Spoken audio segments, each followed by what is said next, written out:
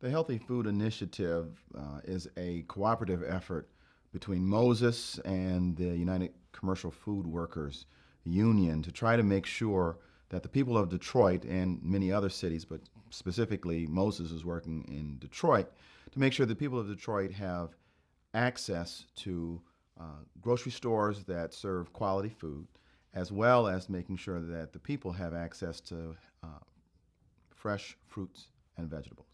The required education is going to have to be across the city.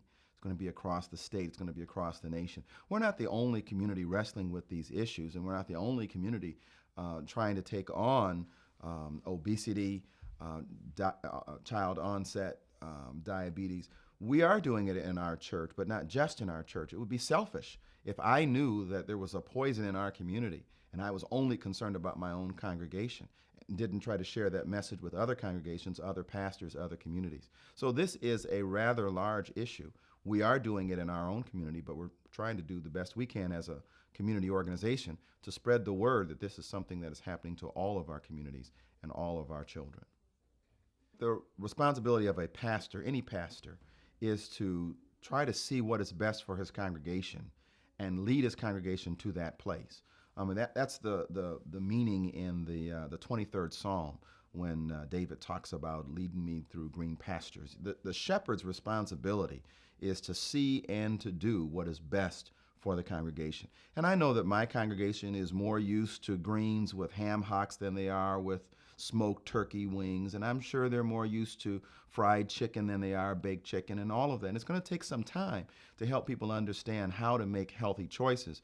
But I think that if you care about all of a person's spirit as well as their body, if you care about the quality of life, and you don't want to have to do as many hospital and sick visits as you would if you have a healthy congregation, then a pastor has to be concerned about what his congregation and what his community is eating and the quality of food that's available to them. Well, I'm here today because I live in Detroit and many people can't find a good grocery store to shop in. So I came out here kind of to take a look at what's happening in the burbs and to tell people where they could, what they need to look out for in their local stores.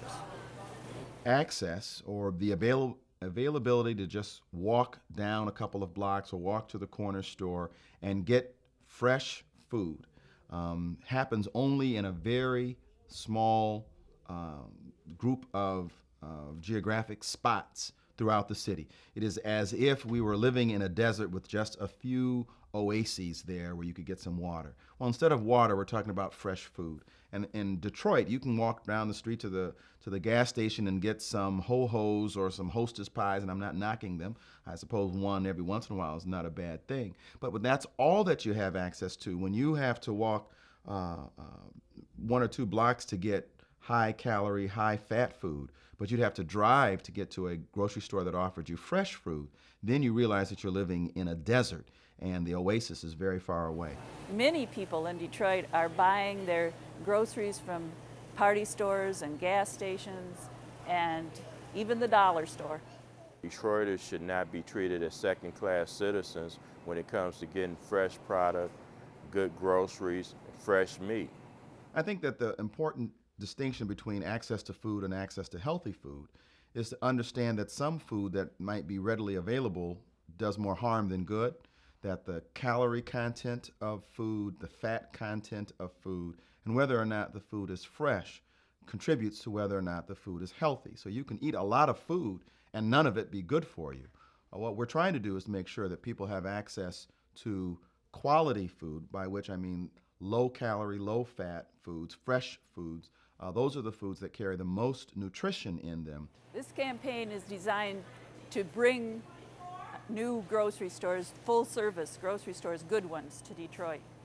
St. Cecilia is part of a group of about 80 different churches, temples, congregations, the University of Michigan, as well as Marygrove College, who've come together, and it's about 80 or so institutions, and the whole purpose of the institutions coming together is to deal with social areas of concern, political areas of concern. Food, obviously, is one of those areas because food is something that people have to do every day. St. Cecilia is located in an area of Detroit that is underserved. This area has many people who are without jobs. There are many people in this area who are hurting financially. And if you look about, and if you look around this particular parish, if you look at Grand River, you look at Levinoy, we have every kind of fast food you can imagine.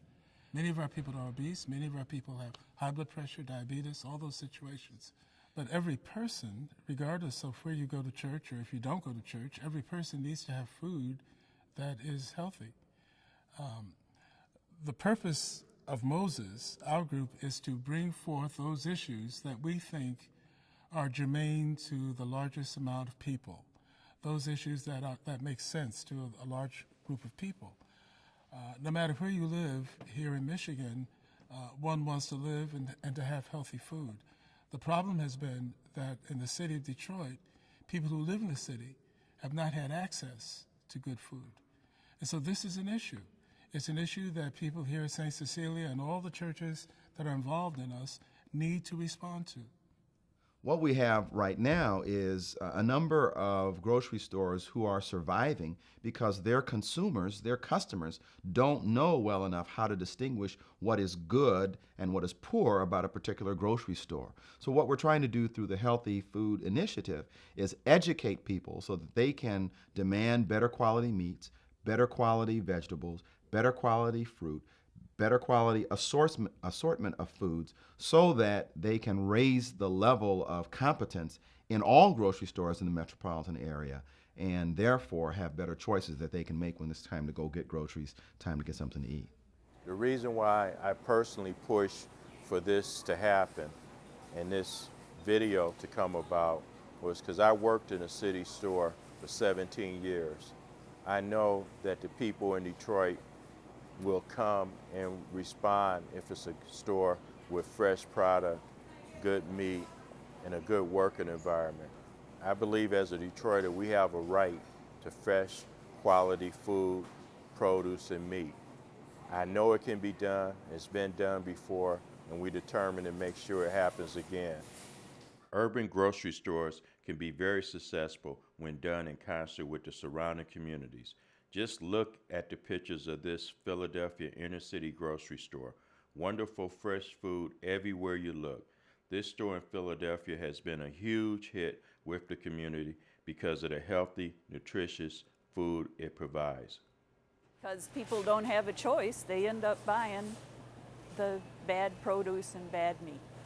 If you aren't really careful, you're going to get meat that started to turn brown. You have to look at those packages and look at the labels really carefully to see when it says sell by or use by.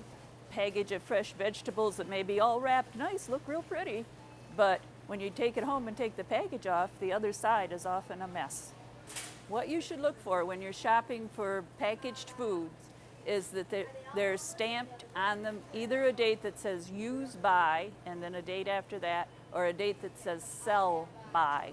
Sell by means it has to be out of the store by that time or they can't sell it. Use by is just what it says. If it's on your shelf at home, you need to use it by that date. One of the things that we would like to see happen is a supermarket. We would like to own a supermarket. We would like to run a supermarket. And we would like to put that supermarket in an area of the city of Detroit that is most in need. And that supermarket is going to be the beginning. Our hope is to have 5 to 10 quality grocery stores in the city of Detroit that the community can wrap their arms around.